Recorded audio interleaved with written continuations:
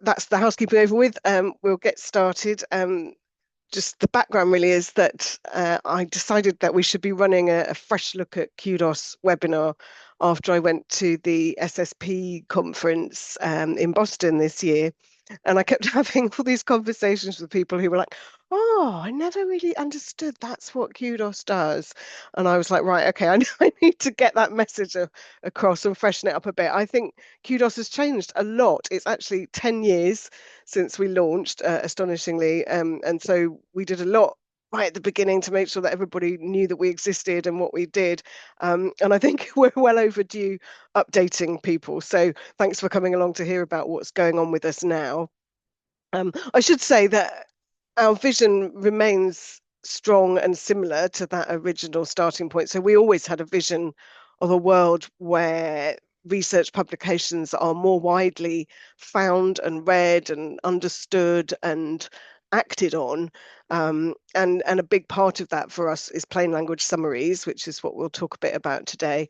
I think what's really pivotal is and what's changed is what we do to capture and or create those summaries, and what we then do with them in terms of sharing them and promoting them and getting them out into the wider world. I think that's where there's been quite a big shift.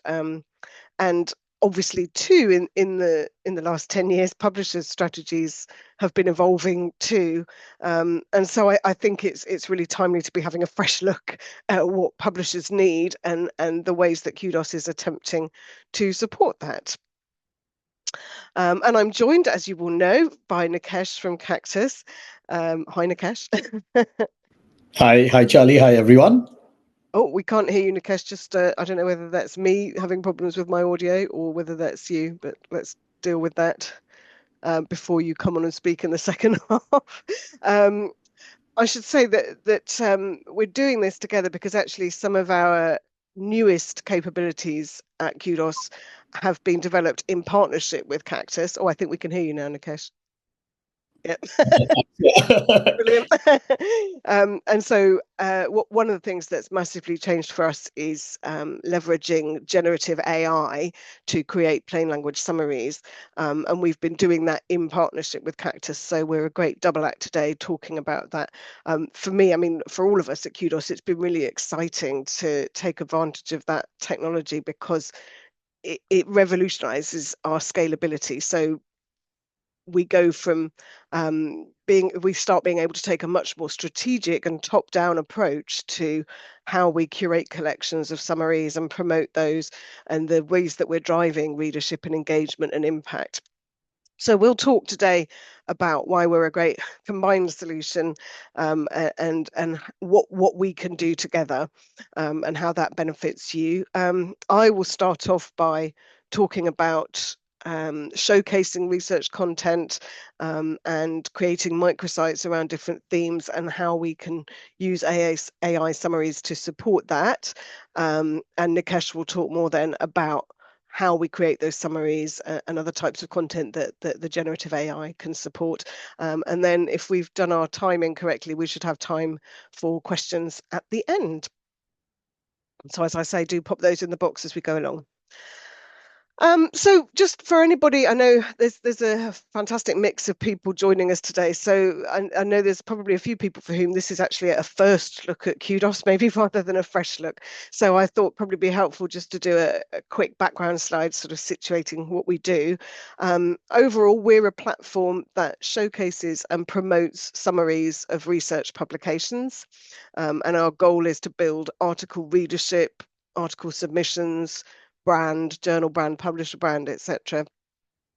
We're also a marketing toolkit, really, therefore. So we're giving tools to authors and to publishers and societies and institutions and others in the scholarly comms sector, for tracking communications around research publications. And so we're building up a database of really unique metrics about how people communicate research, how they promote publications, and which channels are really effective. And as I said, we launched our first platform over 10 years ago now. We've got over 500,000 registered users all around the world, all the top research institutions. We've built up over 100 million views of research summaries. So this is an area in which we're now pretty much beginning to call ourselves experts and experienced, because we've been doing this for a long time. And we've got some really fantastic evidence emerging from that research that has been summarized and promoted via Kudos, those summaries typically receive 4 times higher views, 7.5 times more citations, 23 times higher altmetric scores. So more discussion, more readership, and more impact comes from better publicizing of the research.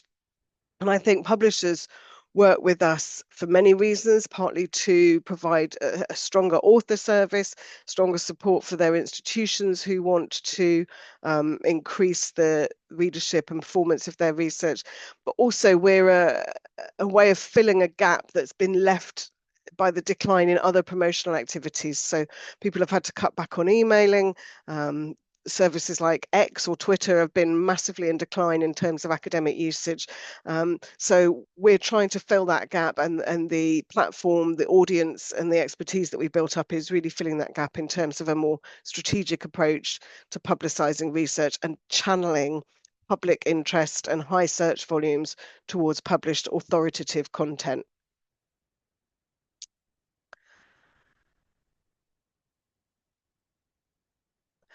We've worked with hundreds of organizations over the years, and that includes, most of the world's biggest publishers, but also a lot of really interesting organizations, much smaller publishers, societies, universities, medical communications groups, pharmaceutical companies. So there's a lot of people very engaged with trying to build up readership of authoritative research content. And we've also been working directly with individual researchers. And I'll talk a bit more about that later on and how you can leverage our experiences there as well.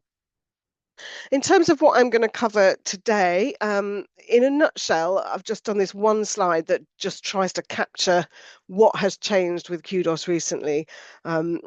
We started out very much as a toolkit for authors to add plain language summaries for their research. And we saw ourselves not so much being the discovery channel. We thought we'd be the place that people created this content and managed the dissemination of it. But over time, our audience grew, what we were achieving in terms of drawing in other usage grew, and it became clear to us that actually there was a role for us in being more of a discovery channel and in showcasing this content both within academic audiences, but also really effectively to audiences beyond academia. So policymakers, industry, educators, patients, the media, the public. And we began to realize that nobody else was doing that and that there was a real need for a platform to do that. So we have transitioned to become much more of a showcasing and discovery tool than where we started. And then over that period of time, we've learned a lot about what researchers themselves and readers using our platform, what they're looking for when it comes to promoting their own research content or finding authoritative, credible research content. And not only have we learned a lot about what researchers and readers want, we've learned a lot about how that's evolving and what does evolve and what doesn't, and how that is driving changing methods of discovery for publisher content. So we've been doing a lot of research throughout our entire existence and always kind of feeding that back into what we're doing in terms of, for example, changing our UX. So this is the sort of big shift that we made from that first screen to this. So this is the same article profiled in that first screen, and in this second one, as you can see, it's just a much more visually engaging experience. It featured images, infographics, visual abstracts, and so on, really bringing the research content to life and taking a more magazine style approach than that more academic interface that we'd worked with originally. And we've also shifted from a model that revolved around authors and their activities, and therefore was kind of limited by how many authors would take an action and what actions they would do and how well they would do it and what content they would do it for. So that was our kind of initial model, was very much author generated content. We've really shifted now to a model that revolves much more around publishers' top-down strategy. So instead of us looking at what content your authors have created and then saying, how can we compile this or cluster this? We're working with you at the top levels, say, right, what goals do you need to achieve? What themes do you want to highlight? Let us create curated collections of summaries and related content and really promote those proactively to reach your target audiences. So we've kind of turned our model on its head in the last couple of years, which is, I think, making us much more effective at achieving publisher goals. And part of that, originally, when we realized that the content being generated by authors was only going to take us so far, we began to work with Cactus at that point with their expert editorial writers who were creating content for us manually according to content that we'd selected to meet certain goals and needs and so on. The real excitement this year is that the explosion of generative AI has enabled us to scale that massively. So instead of requiring every article to be read from scratch and summarized from scratch by a person, part of that can now be done by AI, although there's still experts, writers involved in it, and Nikesh will talk more about that in a minute. But that's been a massive development that suddenly we've been able to explode the amount of content on the platform and therefore do much more with it, and it sort of brings the promise of what we do to life in a whole new way. So yes, Nikesh will talk more about the detail of that, and I will try to roll back my excitement for a moment. But I think that what I think is exciting about our partnership is that the two things, neither one works well without the other. You know, it's all very well working with an AI partner to generate content, but you need to do something with that content to get it out to audiences. And from our perspective, it's all very well having a fantastic platform and audience, but you need content for it. So in terms of the other systems and platforms you might be looking at for AI, I think together we've got a really neat and valuable proposition because we're really putting that content to work. And the sorts of things we do with it include the topical showcasing that I've referred to. So really working with you on areas where you want to build up visibility and looking at what's driving the news cycle around that, and then creating these fantastic sort of magazine style microsites, which get amazing engagement. I mean, the work that we've done with these is getting 3 times the average level of engagement of scholarly publisher websites. So more pages being looked at by each of the visitors, just because it's so much more engaging and each page is really beautifully interlinked with lots of images and so on. And then as well as doing the showcasing, we're also doing a lot of promotional activity around that. We do search engine optimization to a level that I didn't even understand was possible until we started doing this. We do search engine marketing, where we're really actively looking at the keywords that people are using when they search for topics in the news, and we're building pages around that to signal and signpost that content to search engines. We're doing paid and organic social. We do PR activities, sometimes even display advertising. So there's a lot of really targeted work going into reaching the broader audiences, as well as giving you access to the audience that we already have using our platform. And then as well as those sort of 2 big developments, the AI generation of content, the audience outreach and targeting, obviously the bit that you then need to back all of that up is metrics. So we have a growing range of metrics that are unique to Kudos. We have a lot of data about the types of readers accessing content, insights into how authors and publishers are promoting content across such an unlimited array of channels. Because of the way that we do this, we're tracking channels like Weibo and WeChat that other platforms are just simply unable to get any insights into. And we're also able to track private and closed messages where authors are choosing to do that. And we track things, offline activities like conferences and workshops and everything, in a way that can be compared to digital and online and so on. So it's a really sophisticated platform, sort of an end-to-end marketing solution for getting much greater reach of your content. So as I was saying, that the value that I hope all of that brings to you is that we can really take this much more targeted approach to helping you address a number of strategic goals. So we're putting, 10 years of experience of talking to publishers about what the challenges are and saying, right, okay, so you're trying to achieve this goal. I think we could do that in this way. And then lots of experience of doing that, fine-tuning that and working out what is the best way of using your content to achieve a much broader range of goals. I'll go through them each in turn. So suppose you're looking to kind of build up your reputation, your brand in an emerging research area, or a research area in which you haven't previously published. Maybe you're building up a new list or launching a new journal, or a companion journal to another one. I think this is something I hear a lot about, how difficult it is to kind of demonstrate your publishing strengths in a research area where you're still growing. It's a chicken and egg thing, I guess. So how do you identify and showcase and draw attention to the research you have published in an area and the quality of that, and get that across in a kind of coherent message to new authors who you might not already be in touch with? They might not have published with you previously because this might be a new area. That's the kind of thing we can do a fantastic job with to help you. So we'll put together a beautiful showcase. This is an example on screen that we've done with the Royal Society of Chemistry, who wanted to really publicize their strengths in sensors and diagnostics. And we can put together this beautiful showcase, illustrated good examples of the research they've published, and we can really coordinate and order that according to the things you really want to appear at the top of that list and so on.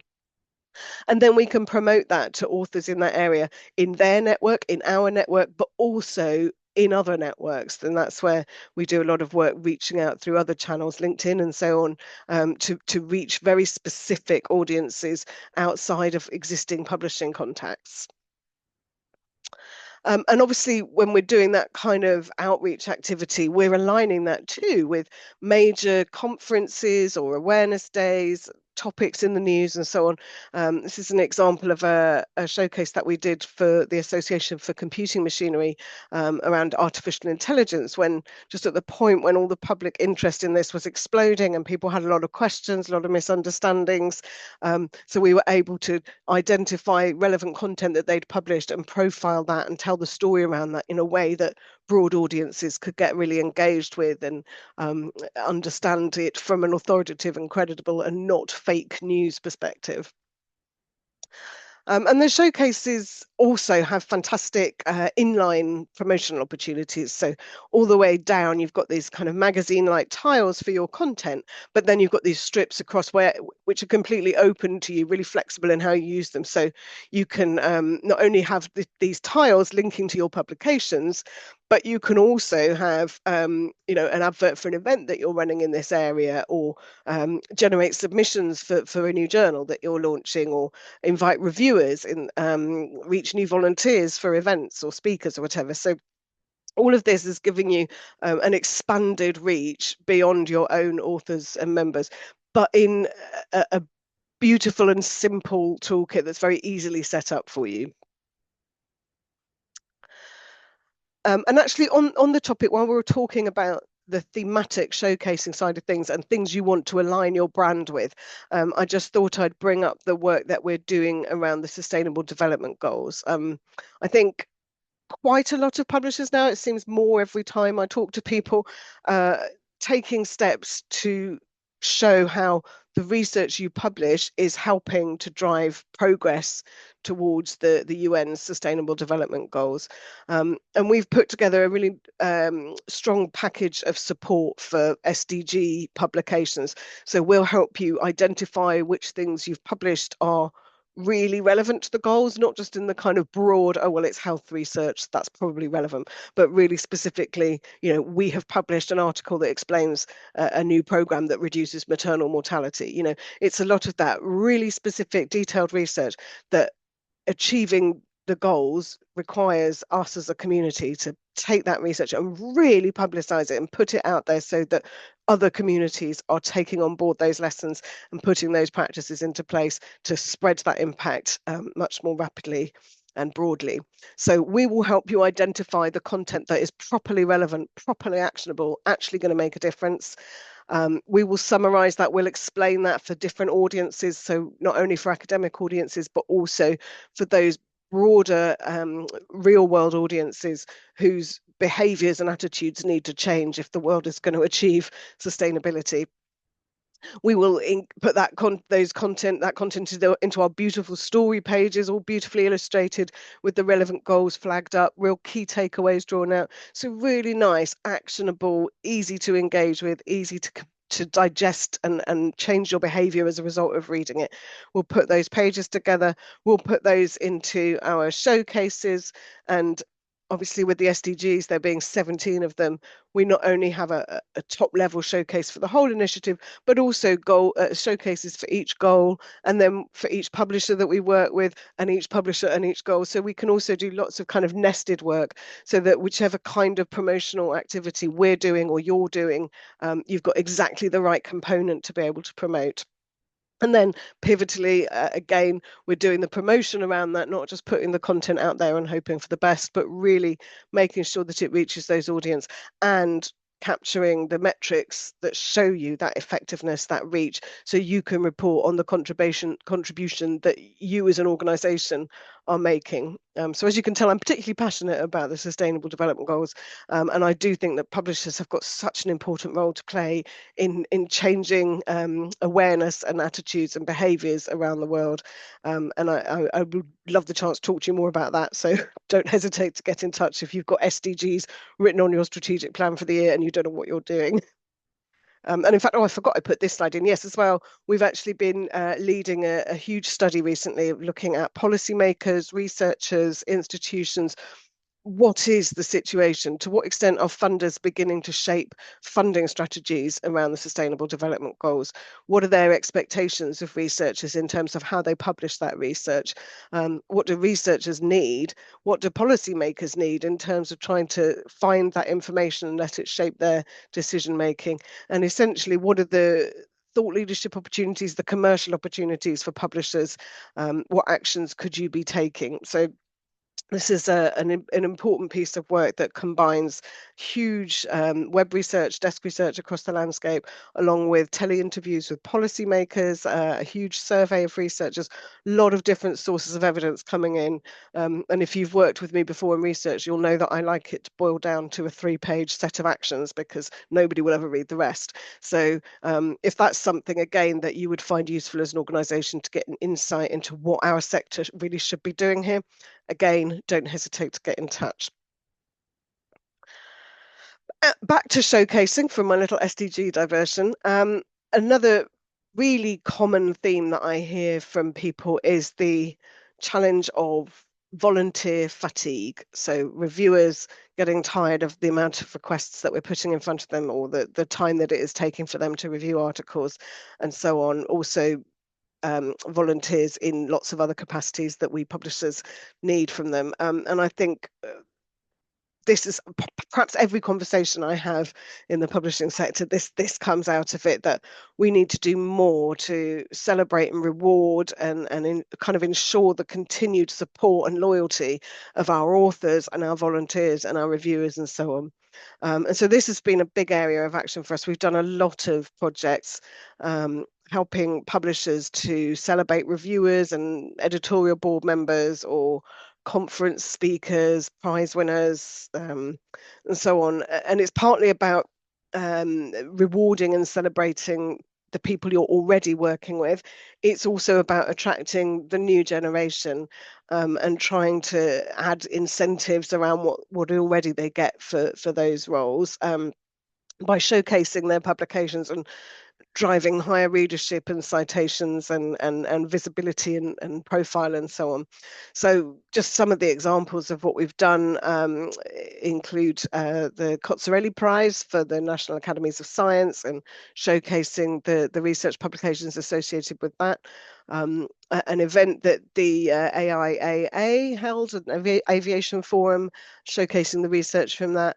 There's so much flexibility here about different groups of people and different groups of publications that you might want to highlight and spotlight and draw attention to, rising stars and influencers and all the rest of it. So again, we've got a lot of experience in trying to come up with a strategy around that and then actually put that into practice. And again, this is something where we can fold in lots of calls to action. So it isn't only about driving engagement with your publications, but this can also support other goals that you've got as an organisation. If you're seeking more volunteers, or you want people to nominate themselves to stand for positions. Another area that has dominated everybody's agenda. I bet everyone on the call is familiar with this, are the issues around research integrity. And there is an aspect of that too, which has brought publishers to us to work with us, which is the challenge of wanting to, what's the word, sort of draw attention to and demonstrate what good research practice and publication practice looks like. So as part of the challenge of addressing research integrity and ethics issues that the publishing community obviously has a much wider challenge around, there is also a role that can be played with drawing attention to good research that is methodologically sound, that is reproducible, that does adhere to your editorial policies and so on, so that you can really set out, this is what we're looking for, this is the gold standard. If you feel that you've been unjustly rejected, have a look at what other people are doing so that you can understand where we want you to get to, and that kind of thing. And I think this goes hand in hand really with, or can go hand in hand with issues around EDI, in that I know a lot of publishers who have found it very difficult that in trying to take a really hard line on their editorial standards and policies, they often find themselves rejecting disproportionately authors from disadvantaged communities or less developed research economies.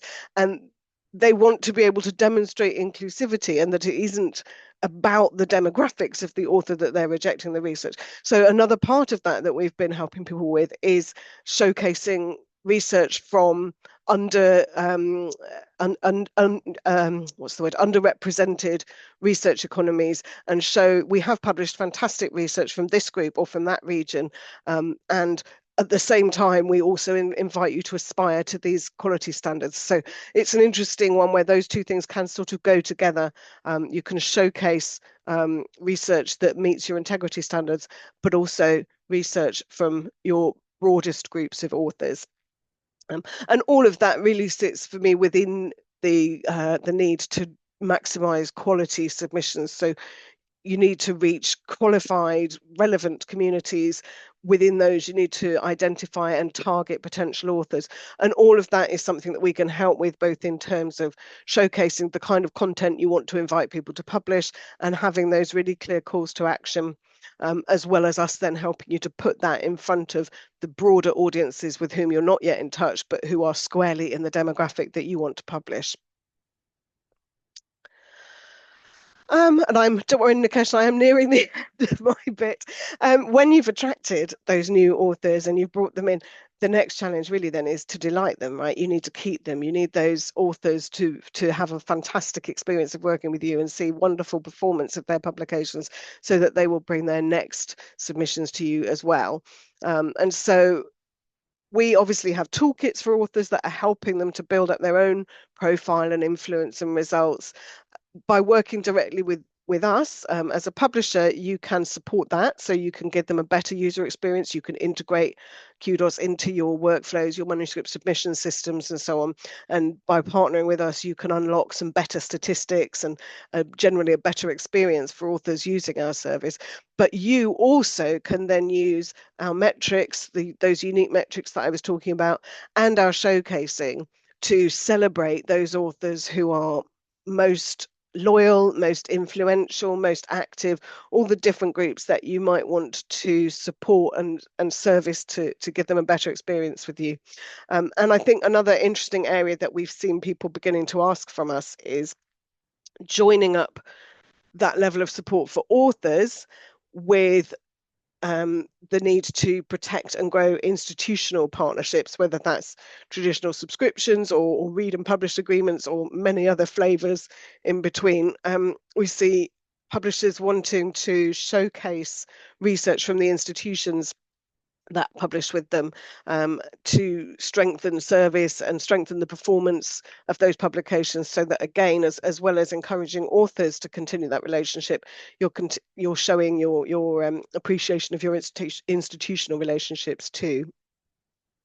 I'm really conscious of time, so I will move quickly through some of this, and I will circulate a recording and slides.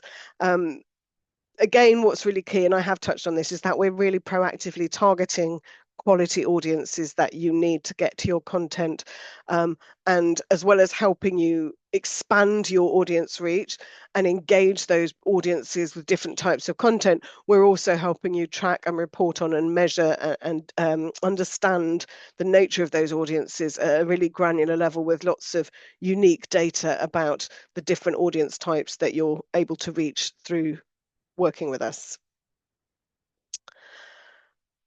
Actually, this was a late slide that I've put in, but I just wanted to also make clear that we've also seen a lot of new kind of revenue split partnerships with publishers wanting to develop new income streams. Obviously, a lot of our services can support revenue development for you, whether it's driving sales through our promotional panels and messaging, or strengthening your institutional product offer, or strengthening your author services, onward selling of our showcases to corporate clients, or whatever. There's lots of existing opportunities that we've already talked about. But where I was about to touch on here is our B2C work that we've been doing in the last 4 or 5 years. We've developed packages directly for individual researchers who have the inclination and the budget to want to expand the reach and influence of their publications. We're doing revenue partnerships around these, where you can position our package as an add-on to your publication process, or as an APC plus, so an upsell to an open access fee potentially. And so during an existing sales process, potentially, they're just adding on an additional package for dissemination, summaries, visual abstracts, promotion, and all of that, and metrics, and a platform. So really, it's a chance for you to very easily bolt on and have a deeper relationship with authors by just bolting on this ready-made product, workflow, platform, and metrics, strengthening support and bringing a potential new income stream there. So that's another area that I would certainly welcome you contacting me or Colin if you want to talk more about how we work with publishers on that side. But in summary, here you go, Nikesh, my final slide. I hope that that's been a useful, it feels like it's gone ever so fast, and I've just spoken very quickly through an awful lot of information, but I hope that's been helpful to give you a fresh sense of what Kudos is doing these days, and how we hope that sits within publisher strategies and helps to unlock new revenues, new audiences, new positioning, and hopefully strengthen and support your overall business strategy. With that, I will hand over to Nikesh. Thank you. Thank you so much, Charlie. And hi, everyone. I hope I'm audible, Charlie. Sorry, I didn't want to. Yeah. Okay, that's brilliant. Just a quick introduction. My name is Nikesh Kosalia. I've been working closely in the scholarly publishing industry for over 16 years now. Most of my time with an organization called Cactus Communications. We work with pretty much all the stakeholders within academia. So it's the researchers, publishers, societies, funders, research institutes, and universities. We've been around for about 22 years, started by offering a lot of publication support services, which we continue to do, but then pivoted into becoming more of a technology company ourselves over the last maybe 7 to 8 years. We've been developing some of our own solutions. And it's interesting that Charlie mentioned that she's extremely passionate about research communication and dissemination, and that's the same for me as well. I think one of the trends that I've seen over the last few years is coming together of a few things. So one of them is the researchers and the demographics. A lot of researchers are young, Gen Z, looking at social media, looking at alternate formats, very, very open to embracing technology. The other is just there's so much content available out there. And so how do you make your content stand out? There is a clear need, there's clear feedback that's coming to go beyond the journal article. Could we do something which is bite-sized, easy to understand? We can access content on the go. And just this morning, We work with one of the leading medical journals with whom we've done more than 150 infographics. One of the authors just gave us a feedback saying, actually, this particular infographic is even better than maybe the bulk of the whole paper, and this is so well done. And we're seeing more and more proof of that. So next slide, Charlie. So I'll straight away jump into one of the formats, because that's something that we've spoken about right at the beginning as well, which is the plain language summary. When we started about 5 or 7 years back, we started to work with different societies, different publishers, doing a lot of the plain language summaries. Most of it was manual. The idea was, and continues to be, to translate complex research into easier formats such that lay audiences can understand. We are extremely flexible as far as the format's concerned, but typically the way you would create this is you would look at a title, you'd look at what the key message is, and why is this important. What we've seen over the years is that this has led to some fantastic uptake. So for times the number of views, or even a boost in citation, and then altmetric, like Charlie mentioned, spectacular jump in some of those numbers.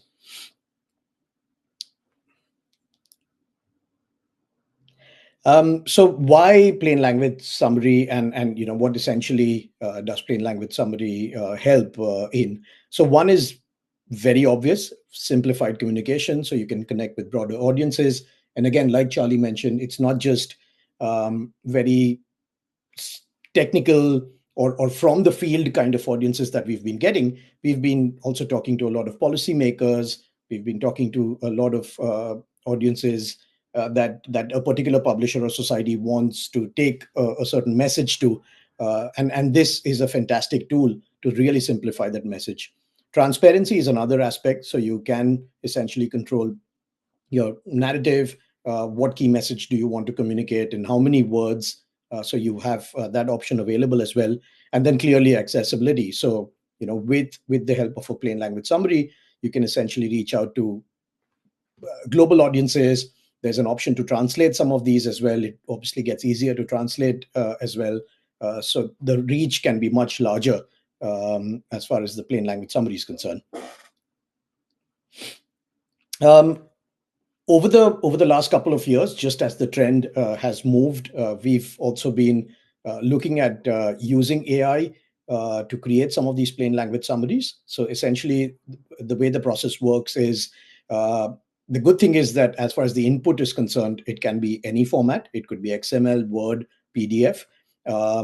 We then use natural language processing to extract a summary, but we don't stop there. One of the kind of the unique differentiators we've had is that we've have more than 2,500 subject matter experts who work closely with us, and so there is a human review which is involved, and that we believe that is extremely essential, because you want to prevent any wrong message or hallucination, and some of those elements are still prevalent.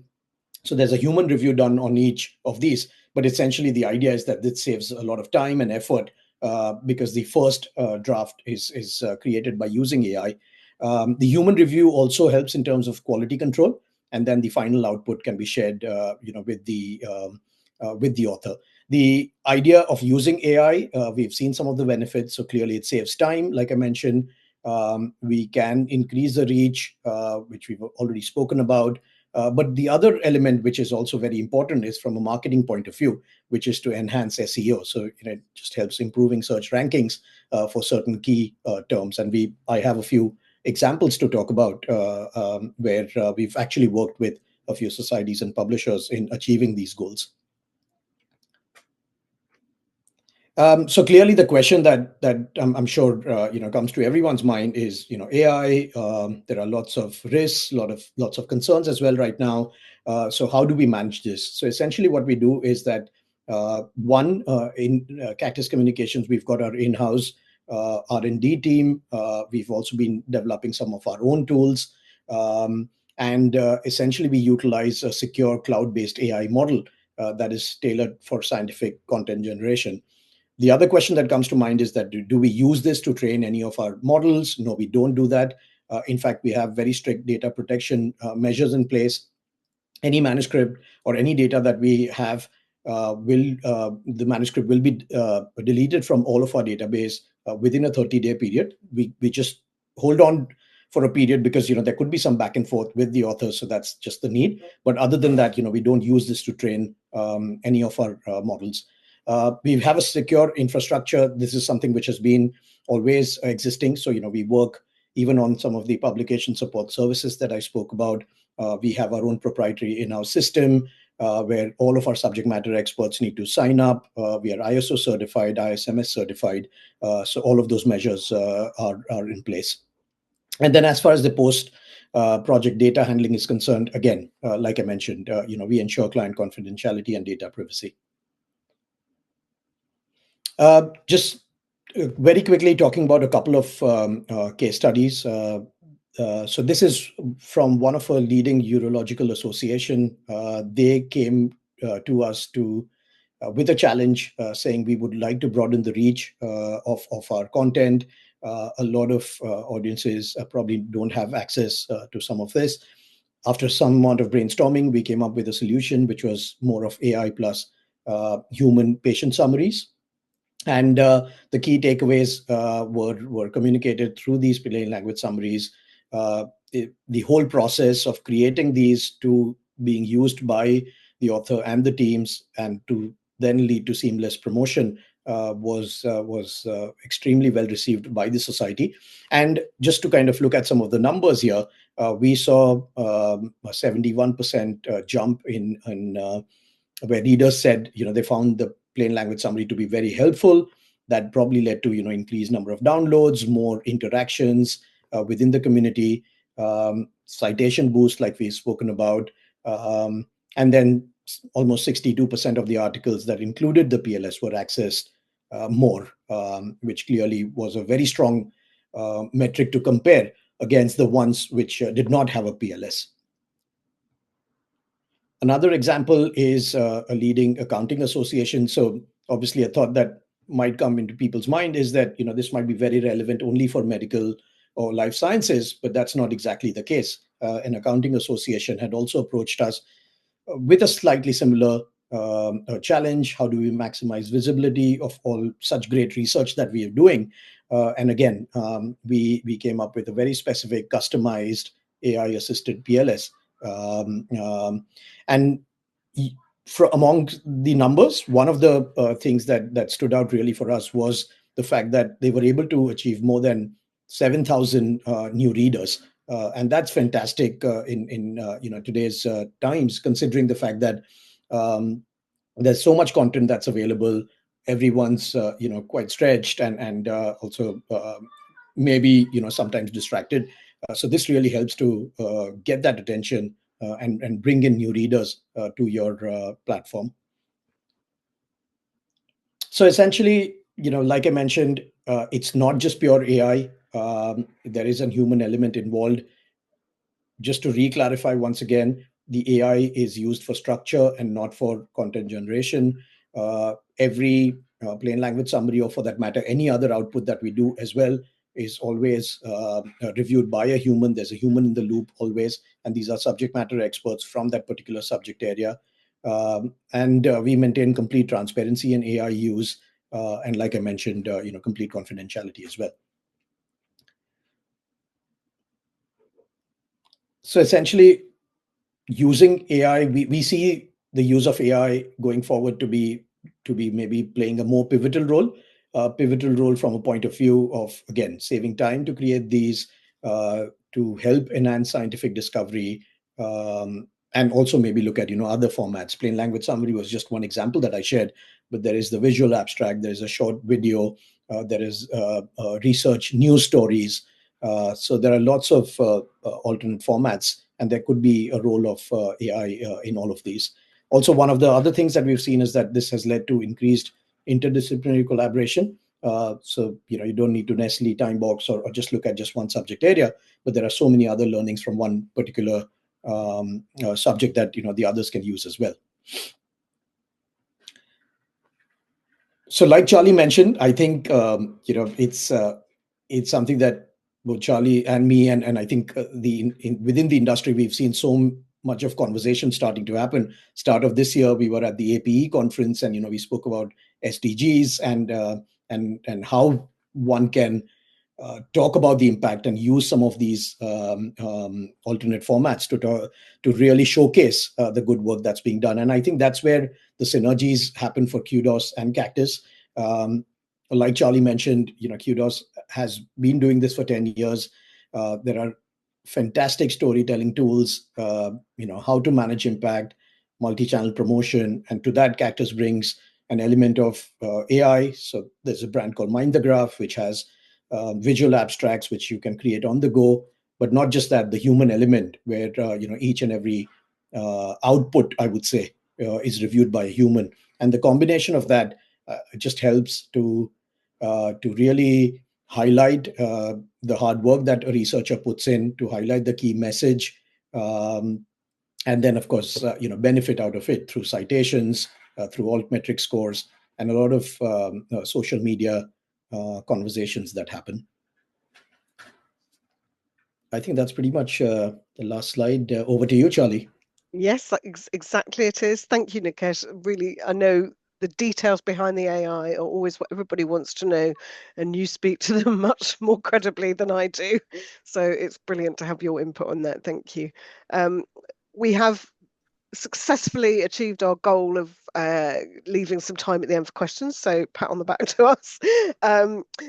I obviously, if anybody here wants to talk to me or Colin or Nikesh or any of us directly, I've put me as your starting point, and I will happily set up or pass you on or arrange follow-up calls and discussions if you want to dig into some of that more deeply. But if there are any questions that you want to ask of us while we're both here now, then you're welcome to put those in the chat, or indeed to turn on your audio or video and jump in and actually speak out loud if you like, because we're a small group among friends here. But yeah, certainly we welcome questions now. Otherwise, we will of course follow up with the slides, the recording, and our contact details, and so you can certainly follow up with us later if questions percolate but don't come immediately.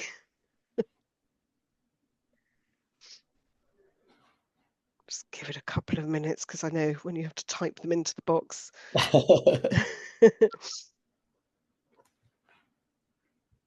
But nobody is signaling a burning desire to share a message. So I'm going to say that we have done our job there, Nikesh, and shared all the information that everybody needed today.